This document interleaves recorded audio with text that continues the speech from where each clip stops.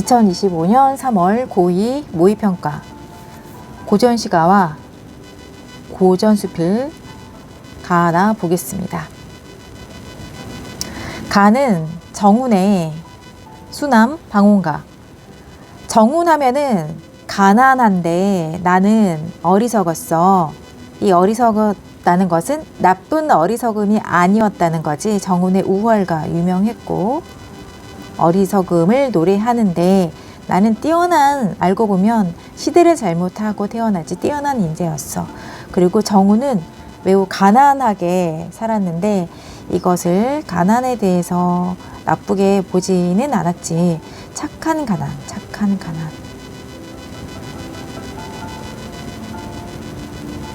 가난을 운명론적으로 수용하고 가난과 함께 가겠다. 가난이 나쁜 것이 아니라 지금 이 사회가 나쁜 것이야 라고 인식하게 되었다는 내용이 정운의 탕군가에서 나와 있었어. 그리고 오늘은 정운의 수남 지역의 방옹 늙은이 노래이다. 내용 보겠습니다. 대충 정운이라고 하면 착한 가난 생각하면 돼요. 안빈낙도 하겠지. 생계는 넉넉지 않아도 뜰이 남아 풍족하니 안빈낙도, 단표, 누공도, 별표 나와 있는 거 재빨리 보기. 바구니의 밥과 표주박의 물, 단표. 물이 자주 떨었을 만큼 가난하다, 누공. 매우 가난해. 가난함도 서러운 줄 모르리다. 풍족하니까 가난한 거 안 서러워. 안빈낙도. 동창은 햇볕 따뜻하고 북쪽은 바람 온화하니 날씨 좋고 지팡이 바삐 짚고 동쪽 언덕에 비껴서니 금사 버들 그림자요. 금실 같은 버들 그림자. 설색은 눈 색깔은 매화 색깔이야. 아름다운 자연이야.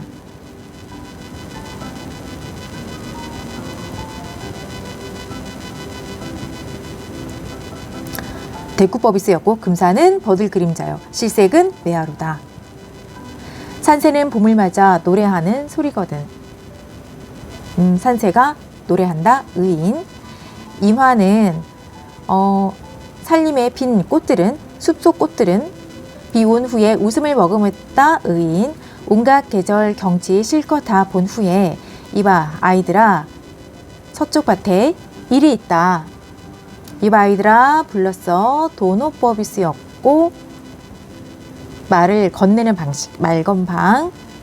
서쪽 밭에 일이 있다. 자, 부지런한 사람이지. 생계를 위해서. 따비, 호미, 나물 같은 걸 담기 위해서 갖고 다니는 가방이야. 따비, 호미, 농기구 다 제각각 갖추어라. 갈 거니 지거니 여러 일랑 마친 후에 광주리를 둘러매고 뒷산에 올라가니 어린 취나물 못 닦고 고사리 채 살졌다. 풍요롭다. 꺾으며 담으며 바구니 못다 차서 봉우리에 올라앉아 채미가를 길게 읊어 남을 캐는 노래 부르고 향철 운소에 노랫소리가 구름 낀 하늘에 울려 퍼진다. 가슴속이 상쾌하니 화자 지금 상쾌해.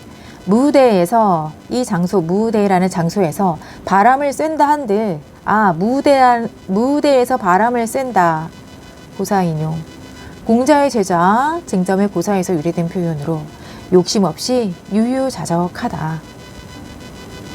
공자맹자 지금 여기 없어. 고사인용이야. 그런 만큼 이 고사인용의 내용 유유자적하다. 화자가.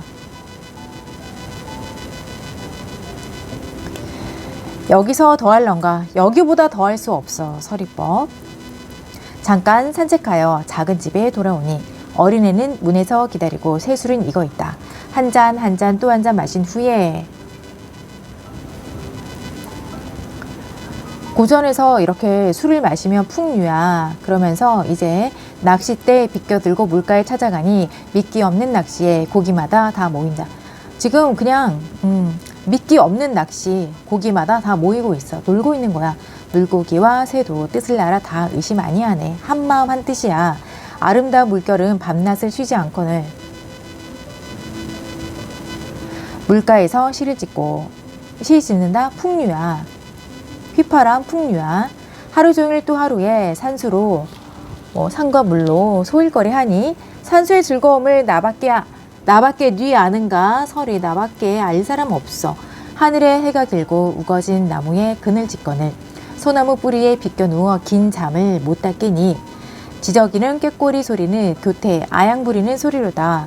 서늘한 기운이 교회에 들고 잔 구름이 사방에 거치니 하늘빛 물그림자 한 빛이 되어 있다. 꾀꼬리 지금 의인 아양 떨고 있는 거. 흰 갈대 해치고 붉은 색채어가 많이 나왔지. 깔고 앉아 국화를 잔에 띄어 밝은 달에 맞아 오니 끝없는 맑은 경치를 나 혼자 맡아 있다. 나 혼자 즐김.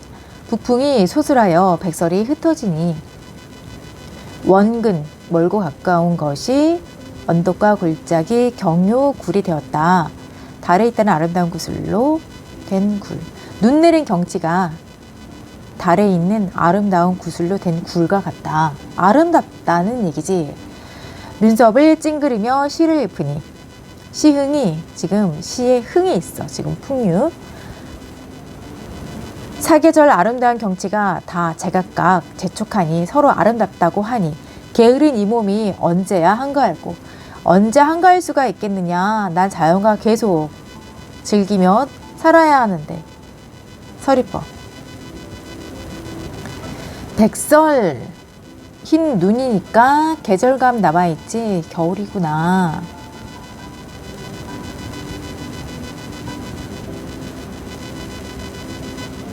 나시 신음의 천정기. 하늘을 바라보는 우물. 내용 보겠습니다. 얼마 뒤 한 손님이 찾아와 이렇게 말하였다. 손님이 나에게 찾아왔지. 이렇게 말했어. 주역의 우물 괴를 보면 군자가 우물의 덕을 본받아 백성들을 위로하고 서로 돕게 권면한다 라고 하였지요. 격려한다. 정말 우물이란 길러줌이 끝이 없답니다.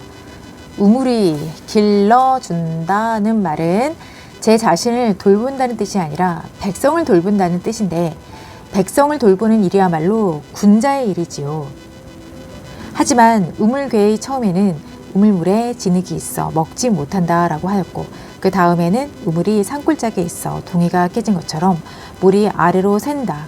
다음에는 우물 바닥을 쳐낸다 하였고 다음에는 벽돌을 쌓는다 하였고 그 다음에 이뤄서야 비로소 먹는다 하였다. 우물을 짓는 과정이 되겠지. 다시 그 다음에 널리 베푸니 크게 선하다. 우물의 효용이야 크다 하겠지만 우물을 만드는 과정은 실로 험난하고 복잡하다 하겠소. 헌데 지금 당신이 세운 우물은 헌데 내용 전환 이제 당신에게 세운 우물은 이미 바닥을 쳐내기까지 했으니 벽돌 쌓고 물 길어 먹고 널리 덕을 베푸는 일이야 노력하지 않아도 순차적으로 될 테지요. 잘 될 거야. 이를 그대의 상황에 빗대자면 그대가 깊이 돌을 간직하고 담뿍 덕을 지니고 있으면서도 애처롭게 쓰이지 못함이 마치 우물이 감추어져 쓰이지 못했던 때와 실로 비슷하다 하겠소. 하지만 우물괴의 마지막에 보면 크게 선하고 길하여 우물의 도가 이루어졌다라고 하였으니 임금이 명철하여 복을 받게 되면 덮여있던 우물이 파여 쓰이게 되는 것처럼 그대 역시 널리 능력을 펼칠 수 있는 기회를 만나게 될 것이오. 그의 장황한 말에 나는 웃으며 말했다. 고을은 옮겨도 우물은 옮길 수 없다고 하지 않습니까? 그러니 우물이 무엇을 바라겠습니까? 서리법이야 전부 다. 옮길 수 없다고 하지 않습니까? 무엇을 바라겠어?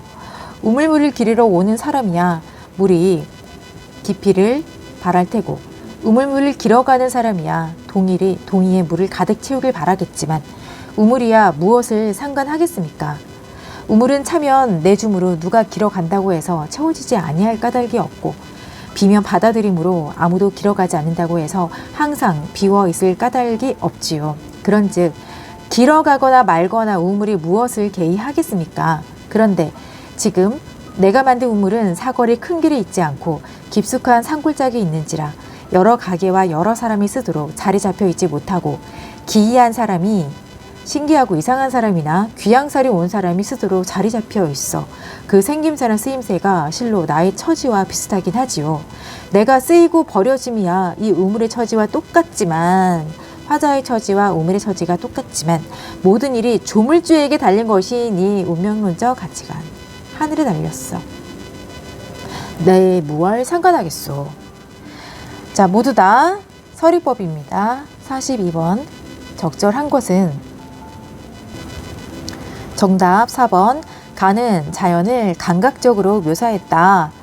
감각하면은 시각, 청각, 후각, 미각, 촉각 이러한 이미지를 사용했다. 심상을 사용했다는 것이고 이것을 묘사해서 계절감을 드러내었다. 살펴볼까? 계절감이 봄을 나타내기 위해서 봄에 매화가 있잖아. 매화. 어떻게? 금산은 버들 그림자요. 설색은 매화로다. 금실은 버들 그림자. 그리고 눈의 색깔은 매화의 색깔이야. 흰 매화. 그러면 지금 봄이라는 것 나타내기 위해서 시각적 심상을 사용하였지. 감각적, 묘사적. 시각이 많으면 묘사가 되지. 그리고 또한 이 자연은 아름다움을 나타내고 또 겨울에는 어떻게 북풍이 소술하여 백설이 흩어지니 시각적인 심상이 나왔지. 계절감 겨울. 나는 특정 사물의 특성에서 우물의 특성에서 유추한 교훈적 의미를 전달하고 있다. 교훈적인 의미. 고전이나 현대 수필이나 모두 다 교훈적인 의미 글쓴이의 가치관은 마지막 파트에 나와 있어. 우물, 그 쓰임새나 생김새가 실로 나의 처지와 비슷하다. 내가 쓰이고 버려짐이야 우물의 처지와 같지만 모든 일은 조물주에게 달린 것이니 상관하지 않겠어.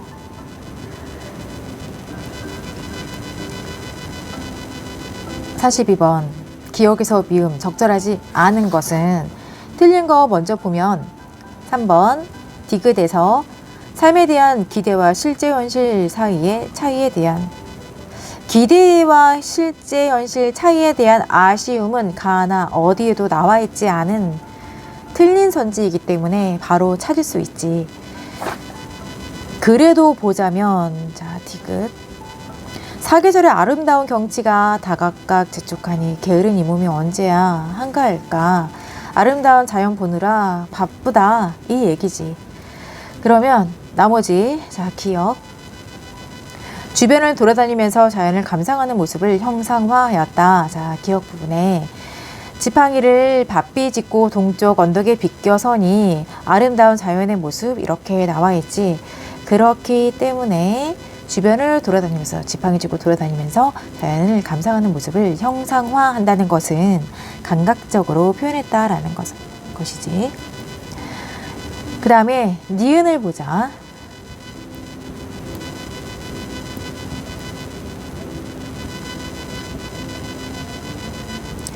온갖 계절 경치 실컷 다 본 후에 이봐 아이들아 서쪽 밭에 일이 있다. 농사를 지어야 해.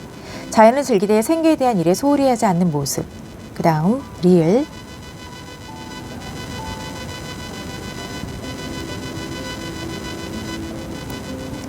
임금이 명철하여 복을 받게 되면 덮여있던 우물이 파여 쓰이게 되는 것처럼. 리을 상대방의 앞날에 대한 전망을 드러나기 위해 상황을 가정하고 있다. 임금이 그러하듯이 너도 그렇게 해야 되지 않겠어. 이렇게 말했고. 미음 기이한 사람이나 귀양살이 온 사람이 쓰도록 자리 잡혀 있어. 그러면 앞에 내용 보면 우물이 큰 길이 있지 않고 깊숙한 골짜기에 있어. 여러 가게 사람들이 쓰도록 자리 잡혀 있지 못해. 기이한 사람이나 귀양살이 온 사람이 쓰도록 자리가 잡혀 있어. 지금 그러면 미음. 상대방이 위치한 장소의 특성 때문에 그 쓰임에 제약이 있는 상황을 표현했지. 귀양살이나 그런 사람들이 쓸 수 있다. 그 다음 A와 B. A. 원근의 언덕과 골짜기.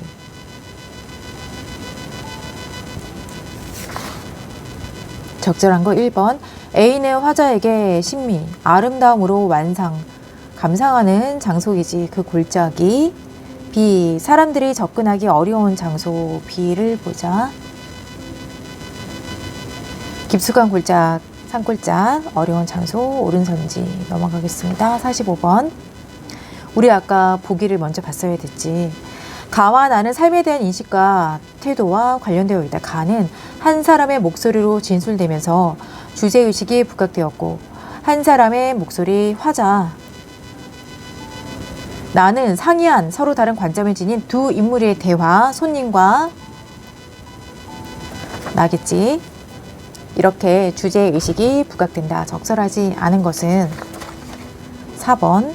가에 넉넉지 않아도 뜰이나마 풍족하니에서 삶에 대한 화자의 긍정적 인식을 맞지? 긍정적 인식, 안빈낙도. 나의 채워지지 아니할 까닭이 없고에서 삶에 대한 좌절감은 나와 있지 않지. 나머지 오른선지를 보면 가의 화자가 가슴속이 상쾌해. 나밖에 여기 아름다운 경치 아느니 누가 있어. 나 혼자야. 나 혼자 맡아있다 에서 만족감이 반복적으로 진술되면서 주제의식이 부각되지. 참고로 주제의식, 주제 이렇게 나오면 거의 오른선지에서 나오고 있어. 그 다음에 2번. 나의 기회를 만나게 될 것이오와 무엇을 바라겠습니까 에서 삶에 대한 손님과 글쓴이 태도에 차이가 있음을 확인할 수 있고, 여기서 차이가 있다는 것은 나는 손님이 먼저 충고 같은 권하는 말, 권고를 했어. 하지만 글쓴이 태도는 그렇지 않다. 글쓴이 태도는 운명론적 가치관을 갖고 있었고 표현을 하였다. 그 다음에 3번. 나의 아무도 길어가지 않는다고 해서 항상 비어있을 까닭이 없지요 해서 자신이 처한 상황과 상관없이 덕과 도를 지닌 삶을 살겠다는 글쓴이의 태도 맞고, 가에 여기서 더할란가 에서 현재 삶에 대한 화자, 자신의 긍정적인 태도. 나의 실로 비슷하다 해서 글쓴이의 현재 삶에 대한 손님의 안타까움을 볼 수 있군. 실로 비슷하다라는 부분은 그대가 깊이 도를 간직하고 담뿍 덕을 지니고 있으면서도 애초롭게 쓰이지 못함이 마치 우물을 감추어져 쓰이지 못했던 때와 실로 비슷하다. 하지만 우물궤의 마지막에 보면 선하고 길하여 우물의 도가 이루어졌다라고 하였으니 이런 것처럼 그대 역시 널리 능력 펼칠 수 있는 기회를 만나게 된다. 이런 얘기를 했지. 그러니까 지금 실로 비슷하다에서 글쓴이의 현재 삶에 대한 손님의 안타까움을 볼 수 있다.